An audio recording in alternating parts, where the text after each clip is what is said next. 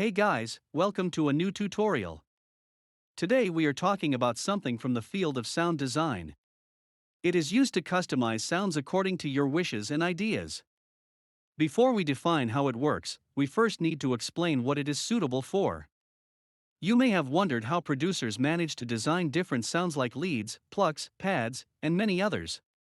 They are using the ADSR concept, which is implemented in most software and hardware-based instruments. Each letter of it stands for a particular setting, with which you can change the shape of a note. The first letter, the A, stands for the attack. It defines the time how long a note takes to reach the maximum volume. So, for example, if you set an attack time of 2 seconds, it takes 2 seconds until your note reaches the addressed peak. The second letter, the D, is the decay. The decay defines the time your note takes to run down from the previously mentioned attack to the defined sustain level. The higher the decay time, the more it is stretched out. The next one is the sustain. This is the point where the volume of your note gets a constant level. At the end of the sustain, the note gets released. And this is the last setting. The release defines the time the note takes to decay completely.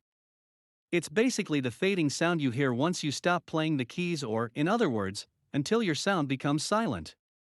ADSR, all letters together, describes how the sound of a single note changes over time.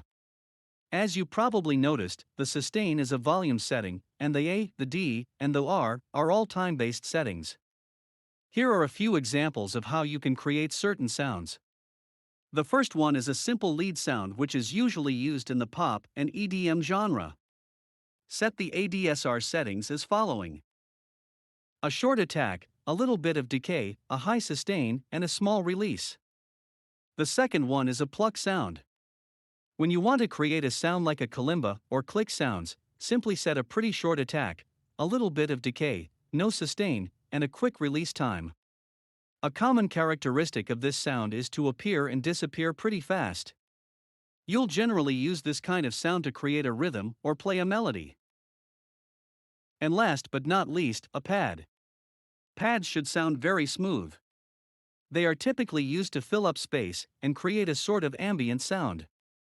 So, in contrast to your pluck sound, a pad typically takes much more time to appear or disappear. That's why it is a good idea to set a long attack, no decay, maybe a different sustain level, and a long release. By the way, pads are often used in films as background sounds. Please note that these are only guidelines. There are much more ways to create the mentioned sounds. That's it for today. See you in the next video.